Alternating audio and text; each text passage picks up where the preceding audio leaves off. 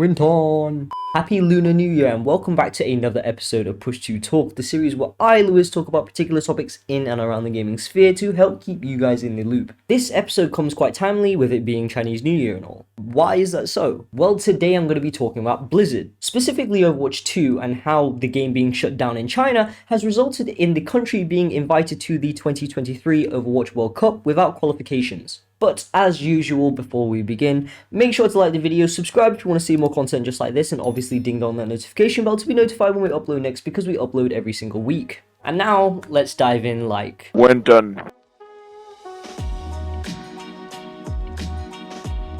So, in case you haven't heard, the 23rd of January marks D-Day for most of Blizzard's games in China. We first heard about this news back in November of 2022 when Blizzard announced they could not reach an agreement with their publishing and licensing partner over in China, NetEase. The games that were affected were World of Warcraft, Hearthstone, Overwatch 2, StarCraft, Heroes of the Storm, Diablo 3, and Warcraft 3. In case you don't know why these games went offline in China, it's because Blizzard and NetEase's contract expired. And with the contract expiring, NetEase doesn't have a reason to license or publish the game in China anymore. In an official Weibo post, Blizzard had stated that they had attempted to extend NetEase's contract for at least 6 months. Ultimately, they rejected the extension. The translation of the post reads as follows. We approached NetEase again last week for assistance in exploring a 6-month extension of our existing agreement, which is based on terms NetEase has agreed to in 2019, to allow everyone to continue playing without disruption and for Blizzard to continue exploring a reasonable and long-term path forward in the China region. Unfortunately, NetEase did not accept our proposal to extend the existing game service agreement following last week's extension negotiations.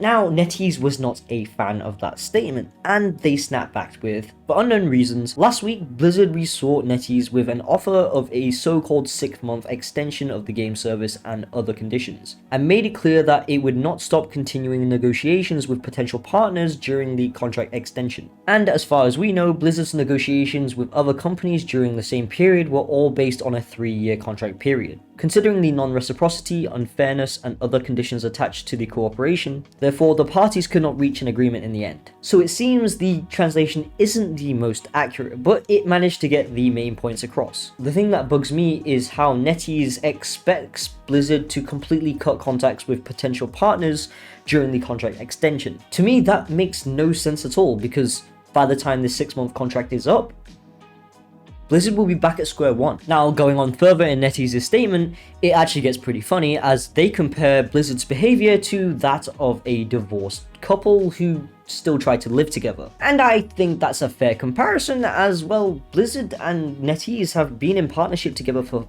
14 years at this point, which is longer than most marriages these days. But it's also because of this 14-year-long partnership that this news came as a shock to many. Blizzard are in the midst of finding a new publishing and licensing partner. In the same translated post they state, we have started talks with a number of potential partners who share our player-first values. We continue to prioritize potential partners that can provide high quality and consistent gameplay, create a positive gaming environment both inside and outside the game, and work with us to bring our games back to our players in China. We will share new developments with you in the future. Unfortunately, NetEase is unwilling to extend the service for 6 months based on the terms of the existing partnership while we look for a new partner. However, we will not give up and will still do our best for everyone.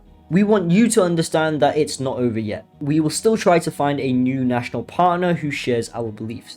As D-Day arrived, one of the Overwatch League's Chinese teams, the Chengdu Hunters, posted a really sad tweet saying goodbye to the game as the team and casual players no longer had access to the game, at least not legally. But speaking of the Overwatch League, where does that leave the Chinese teams? Well, they are stuck in complete limbo for the time being. Luckily, the 2023 season doesn't start until March, so Blizzard has a bit of time to sort things out until then. With that said, we are now at that period during the off-season where teams are gonna start practicing again. And since Chinese players are not able to play the game, this could set them back. On the off chance that Blizzard isn't able to fix this entire situation, what can these Chinese teams do? Technically speaking, they could move their players overseas so that they could practice and actually play the game, but that would be extremely costly.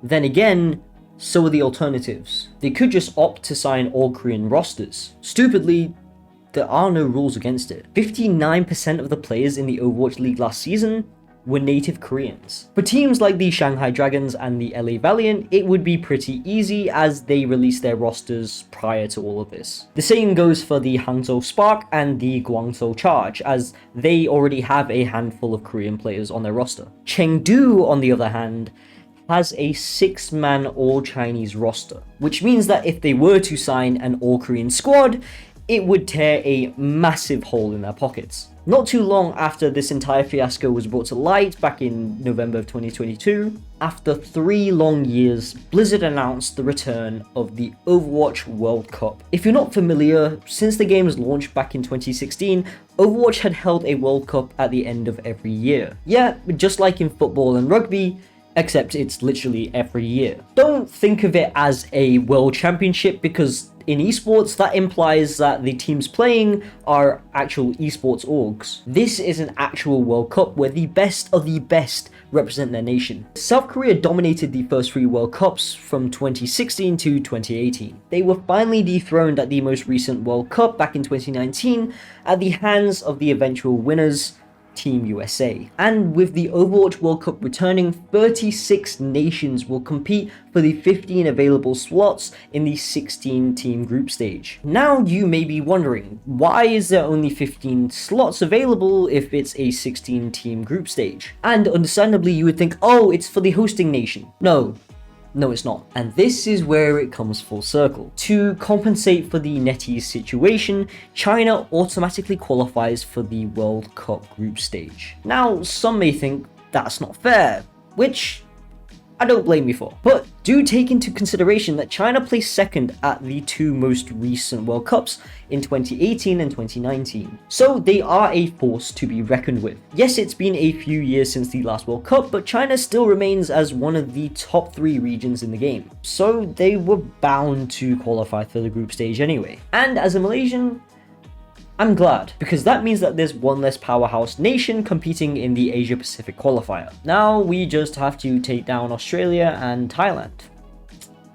And there's only 2 qualifying spots in our group. And that's it for this week, folks. If you guys have any other topics you would like me to discuss, then feel free to leave a comment down below. But just before you leave, if you did enjoy this video, then be sure to like, subscribe if you want to see more content just like this, and obviously ding dong that notification bell to be notified when we upload next, because we upload every single week. Thank you all for watching. My name's been Lewis from Kakuchopurei, and I'll catch you guys in the next one. Ciao for now.